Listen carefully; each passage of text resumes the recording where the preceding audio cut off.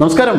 വിദ്യാർത്ഥികൾക്ക് നൽകിയ ഉറപ്പ് പാലിച്ച് എന്ന് പറഞ്ഞുകൊണ്ട് പ്രധാനമന്ത്രി ഇറക്കിയ റീലിന് താഴെ അഭിജിത്ത് ദീപ്കയുടെ പരാമർശം ഇങ്ങനെയാണ്: പ്രധാനമന്ത്രി നരേന്ദ്രമോദിയുടെ സ്കിന്നിന് രാജ്യത്തിൻ്റെ ഭാവിയേക്കാൾ തിളക്കമുണ്ട് എന്നാണ് അഭിജിത്ത് ദീപ്കെ പറയുന്നത്. കുറച്ച് ദിവസങ്ങളായിട്ട് ഈ CJPയുടെ ആൾക്കാർക്ക് പ്രധാനമന്ത്രിയുടെ സ്കിന്ന്, അദ്ദേഹത്തിൻ്റെ പല്ല്, അദ്ദേഹത്തിൻ്റെ കയ്യിൽ എന്തെങ്കിലും വിറയുണ്ടോ അല്ലെങ്കിൽ മറ്റ് ശരീരഭാഗങ്ങളിൽ എന്തെങ്കിലും കുഴപ്പമുണ്ടോ, ഇതാണ് നിരീക്ഷണം. അവർക്ക് മറ്റു കാര്യങ്ങളൊന്നുമില്ല. രാഷ്ട്രീയമായിട്ടുള്ള ആവശ്യങ്ങൾ മുന്നോട്ട് വച്ചാൽ രാഷ്ട്രീയമായിട്ടുള്ള കാര്യങ്ങൾക്ക് മേലാണ് അവർക്ക് ശ്രദ്ധ പതിപ്പിക്കേണ്ടത്. അദ്ദേഹത്തിൻ്റെ പോളിസികളിൽ എന്തെങ്കിലും തരത്തിലുള്ള പ്രശ്നമുണ്ടോ, അദ്ദേഹം പിന്നീട് ഈ നീറ്റ് പരീക്ഷയുടെ ലീക്കുമായി ബന്ധപ്പെട്ട് അദ്ദേഹം എടുത്തിരിക്കുന്ന നടപടികളിൽ അല്ലെങ്കിൽ അദ്ദേഹത്തിൻ്റെ സർക്കാർ എടുത്തിരിക്കുന്ന നടപടികളിൽ എന്തെങ്കിലും തരത്തിലുള്ള പ്രശ്നങ്ങളുണ്ടോ എന്നതിനെക്കുറിച്ചല്ലേ CJP ചിന്തിക്കേണ്ടതുള്ളൂ. അല്ലാതെ പ്രധാനമന്ത്രിക്ക് വയസ്സായോ, അദ്ദേഹത്തിൻ്റെ കൈ വിറയ്ക്കുന്നുണ്ടോ, അദ്ദേഹത്തിൻ്റെ പല്ലിന് എന്തെങ്കിലും കുഴപ്പമുണ്ടോ, അല്ലെങ്കിൽ ഡെന്റിസ്റ്റ് എന്തെങ്കിലും അദ്ദേഹത്തിന് അറേഞ്ച് ചെയ്ത് കൊടുക്കണമോ, അദ്ദേഹത്തിൻ്റെ സ്കിന്നിന് തിളക്കമുണ്ടോ, ഇതൊക്കെ എന്തിനാണ് CJPയുടെ ആൾക്കാർ തിരക്കുന്നത്? അവർക്ക് പ്രത്യേകിച്ച് മറ്റ് ലക്ഷ്യങ്ങളൊന്നുമില്ല. ബാഹ്യമായിട്ടുള്ള പെരിഫറൽ ആയിട്ടുള്ള ചില വിഷയങ്ങൾ മാത്രമാണ് CJPയുടെ ഉന്നം എന്ന് ഇതിൽ നിന്ന് തന്നെ നമുക്ക് മനസ്സിലാക്കുവാൻ കഴിയുന്നതാണ്. കോക്രോച്ച് ജനതാ പാർട്ടി, കോക്രോച്ച് കഴിയുന്നത് സാധാരണ ഈ ഗതിയിൽ വേസ്റ്റുകൾക്കിടയിലാണ്. അതവർ തെളിയിച്ചു കൊണ്ടേയിരിക്കുകയാണ്. ജെൻസി രാജ്യത്തെ വേസ്റ്റ് അല്ല, രാജ്യത്തിൻ്റെ ഭാവിയാണ്. രാജ്യത്തിൻ്റെ ഭാവിക്ക് വേണ്ടിയിട്ടുള്ള എല്ലാ നടപടികളും NDA സർക്കാർ സ്വീകരിച്ചിട്ടുമുണ്ട്. അതായത് ഇനി ഭാവിയിൽ ഒരു നീറ്റ് ലീക്കേജ് സംഭവിക്കാതിരിക്കുവാൻ വേണ്ടിയിട്ട് ഉന്നതാധികാര സമിതിയെ നിയോഗിച്ചു. അതിന് രാജ്യത്ത് കിട്ടാവുന്നതിൽ വെച്ച ഏറ്റവും നല്ല ടെക്നീഷ്യൻസിനെ തന്നെ അതിനു വേണ്ടിയിട്ട് കണ്ടെത്തിയിട്ടുണ്ട്. സാങ്കേതിക വിദഗ്ധരെ അതിനു വേണ്ടിയിട്ട് കണ്ടെത്തിയിട്ടുണ്ട്. ആ രീതിയിൽ മുന്നോട്ട് പോകുകയാണ് സർക്കാർ ചെയ്യുന്നത്. ധർമ്മേന്ദ്ര പ്രധാനെ രാജിവെക്കുവാൻ വേണ്ടിയിട്ട് പറഞ്ഞു. മാത്രമല്ല, നീറ്റ് പരീക്ഷ ലീക്കേജിൽ മനംതൊന്ന് ആത്മഹത്യ ചെയ്ത വിദ്യാർത്ഥികൾക്ക് നഷ്ടപരിഹാരം കൊടുത്തു. അങ്ങനെ എല്ലാ രീതിയിലും പരിഹാരവുമായിട്ട് ബന്ധപ്പെട്ട് നല്ല വിജയകരമായ തീരുമാനങ്ങളൊക്കെ തന്നെയാണ് NDA എടുത്തത്. അങ്ങനെ ഒരു സർക്കാരിൻ്റെ പ്രതിനിധിക്ക് നേരെയാണ് ഈ രീതിയിലുള്ള ബോഡി ഷേമിംഗ് നടത്തുന്നത്.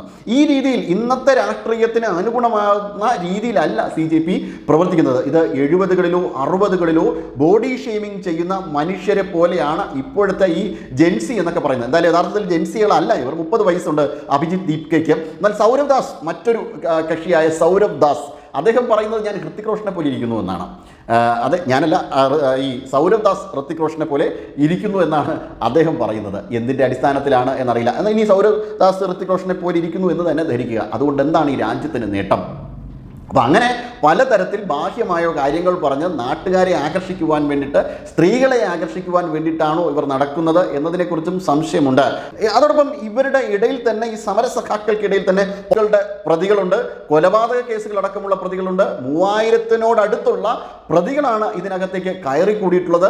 ലൈംഗികപരമായിട്ടുള്ള ആക്ഷനുകൾ ഇവർക്ക് ഈ സമരത്തിൻ്റെ ഇടയിൽ ഇവർ ആൾക്കാരെ മുഖത്ത് നോക്കി കാണിച്ചു. ഇങ്ങനെ പല രീതിയിൽ ലൈംഗിക വൈകല്യമുള്ള ആൾക്കാർ കൂടിയാണ് ഈ സമരത്തിൻ്റെ ഇടയിൽ പെട്ടിട്ടുള്ളത് എന്ന വാർത്തകൾ ഇതിനോടകം തന്നെ പുറത്തു വന്നിട്ടുണ്ടായിരുന്നു. അതിന് പുറമെയാണ് ഈ നേതാക്കന്മാർ ഇപ്പോൾ പ്രധാനമന്ത്രിയുടെ സ്കിൻ ടോണിനും പല്ലിനും നേരെയുള്ള ആക്രമണം നടത്തുന്നത്. മാത്രമല്ല, മറ്റൊരു കാര്യം എന്ന് പറയുന്നത്, ഈ സമരം വിജയിച്ച ഉടനെ തന്നെ ഇവർ പോയത് 5 സ്റ്റാർ ഹോട്ടലിൽ ആഘോഷിക്കുവാനാണ്. അപ്പം ഈ ആഘോഷങ്ങളിൽ മതിമറക്കുന്ന, അമേരിക്കയിൽ പഠിച്ച, പൈസയ്ക്ക് ഒരു മുട്ടുമില്ലാത്ത ഇത്തരം ആൾക്കാർ ശ്രദ്ധ കേന്ദ്രീകരിക്കുന്നത് രാജ്യത്തിൻ്റെ യുവാക്കളുടെ ഭാവിയല്ല, മറിച്ച് അവർക്കെന്തെങ്കിലും രാഷ്ട്രീയ ഭാവി ഇതിനകത്തുനിന്ന് ഉണ്ടാകുമോ, ആ രാഷ്ട്രീയ ഭാവി ഉണ്ടായതിനു ശേഷം പരമാവധി എക്സ്പ്ലോയിറ്റേഷൻ, ചൂഷണം നടത്താം എന്നത് മാത്രമാണ് അവരുടെ ലക്ഷ്യം. പിന്നെ ഇവിടെ നിന്ന് പോയ ചില സഖാക്കന്മാരുണ്ടല്ലോ, ഈ സഖാക്കന്മാരുടെ ലക്ഷ്യവും ഇത് തന്നെയാണ് മറ്റൊരു രീതിയിൽ. അതിൽ ജോൺ ബ്രിട്ടാസ് എന്ന് പറയുന്ന പൊട്ടാസാണ് ഏറ്റവും മിടുക്കൻ.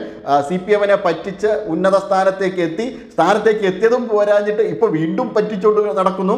അങ്ങനെ ജോൺ പൊട്ടാസ് ഒരു ഭാഗത്തൂടെയും ഡബിൾ എ റഹീം മറ്റൊരു ഭാഗത്തൂടെയും. അദ്ദേഹം ഇടയ്ക്ക് ഏതോ ഒരു ഇൻ്റർവ്യൂവിൽ പറഞ്ഞതുപോലെ അദ്ദേഹത്തിൻ്റെ ഭാര്യയാണ് അദ്ദേഹത്തിൻ്റെ ഡ്രസ്സുകൾ ഡിസൈൻ ചെയ്ത് കൊടുക്കുന്നതെന്ന് അദ്ദേഹമോ അദ്ദേഹത്തിനൊപ്പം ഉണ്ടായിരുന്ന ഇൻ്റർവ്യൂറോ പറയുകയുണ്ടായി. അപ്പോൾ അങ്ങനെ പൂർണ്ണമായും ലുക്കിൽ മാത്രം ശ്രദ്ധ കേന്ദ്രീകരിച്ചുകൊണ്ട് വർക്കിൽ ശ്രദ്ധ കേന്ദ്രീകരിക്കാത്ത ആൾക്കാരാണ് അവിടെ കൂടിയ ജെൻസികളും ജെൻസികളെ പിന്തുണയ്ക്കാൻ പോയ ഈ കിളവന്മാരായിട്ടുള്ള പാർട്ടിക്കാരും എന്നതാണ് ഇപ്പോൾ നമുക്ക് മനസ്സിലാക്കാൻ കഴിയുന്നത്. എന്തായാലും ഈ രീതിയിലാണ് ഒരു സമരവുമായിട്ട് മുന്നോട്ട് പോകുന്നത്.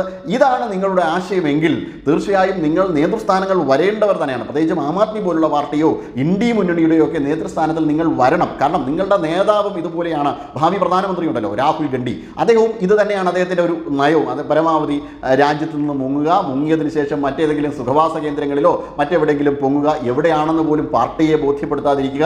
ഈ രീതിയിലാണ് നിങ്ങളുടെ നേതാവായിട്ടുള്ള ഈ ഇന്ത്യ മുന്നണിയുടെ നേതാവായിട്ടുള്ള രാഹുൽ ഗാന്ധിയുടെയും നീക്കങ്ങളായതുകൊണ്ട് തന്നെ നമുക്ക് ഇതിനോടൊന്നും പ്രത്യേകിച്ച് കുറ്റമൊന്നും പറയാനില്ല. അപ്പോൾ പരമാവധി ഇങ്ങനെ തന്നെ മുന്നോട്ട് പോകുക. ജനങ്ങൾക്ക് ഇതിനോടകം തന്നെ നിങ്ങളെ മനസ്സിലായി കഴിഞ്ഞു. പിന്നെ മറ്റ് ചില അവകാശവാദങ്ങളും ചില ആഗ്രഹങ്ങളും കൂടെ നിങ്ങൾ പ്രകടിപ്പിക്കുന്നുണ്ട്.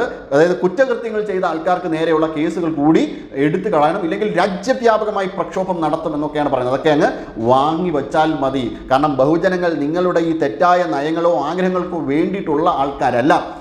കർഷകരായിക്കോട്ടെ, മറ്റ് വിഭാഗത്തിൽപ്പെട്ട ആൾക്കാരായിക്കോട്ടെ, തൊഴിലാളികളായിക്കോട്ടെ, അവർക്ക് ജീവിക്കുവാൻ വേണ്ടിയിട്ടും രാജ്യത്തിന് മുന്നോട്ട് പോകുവാൻ വേണ്ടിയിട്ടുമാണ് അത്തരം ആൾക്കാരെല്ലാവരും തന്നെ പ്രയത്നിക്കുന്നത്. അല്ലാതെ നിങ്ങളുടെ ഇത്തരത്തിലുള്ള ബാഹ്യമായ ആവശ്യങ്ങൾക്കോ അല്ലെങ്കിൽ നിങ്ങൾക്ക് എൻജോയ് ചെയ്യുവാൻ 5 സ്റ്റാർ ഹോട്ടലുകളിൽ എൻജോയ് ചെയ്യുവാനോ വേണ്ടിയിട്ടല്ല അവർ നടക്കുന്നത്. മറിച്ച് ഈ രാജ്യത്തിൻ്റെ പുരോഗതിയിലേക്ക് എത്തിക്കുവാൻ വേണ്ടിയിട്ടാണ് നരേന്ദ്രമോദി ആയിക്കോട്ടെ, NDA ആയിക്കോട്ടെ, അതിനു വേണ്ടിയിട്ടുള്ള ശ്രമങ്ങളാണ് നടത്തുന്നത്. അതിനു വേണ്ടിയിട്ടാണ് ഇത്തരം പരിഹാരങ്ങളൊക്കെ കണ്ടെത്തി കൊടുത്തത്. കഴിഞ്ഞ 12 വർഷക്കാലവും ശരിയായ രീതിയിൽ ഉറങ്ങുക പോലും ചെയ്യാതെ ഈ രാജ്യത്തിന് വേണ്ടി അധ്വാനിക്കുന്ന, ഒരു ദിവസം പോലും അവധിയെടുക്കാത്ത ആ പ്രധാനമന്ത്രിക്ക് നേരെയാണ് നിങ്ങൾ അധിക്ഷേപങ്ങൾക്ക് മേൽ അധിക്ഷേപങ്ങൾ നടത്തിയത്. അദ്ദേഹത്തിൻ്റെ അമ്മയെ പോലും വെറുതെ വിടുവാൻ നിങ്ങൾ തയ്യാറായിട്ടില്ല. അത് ഈ രാജ്യത്തിലെ ജനത നോക്കി കാണുന്നുണ്ട് എന്നതുപോലും നിങ്ങൾ ഓർക്കുന്നുമില്ല. എന്തായാലും ഒന്ന് മനസ്സിലാക്കുക, ഇതൊന്നും തന്നെ കൊണ്ട് നിങ്ങൾക്ക് അവരെ ഒന്നും, അതായത് നരേന്ദ്രമോദിയോ NDA സർക്കാരിനെയോ തകർക്കുവാൻ സാധിക്കില്ല എന്നുള്ളതാണ് വാസ്തവം.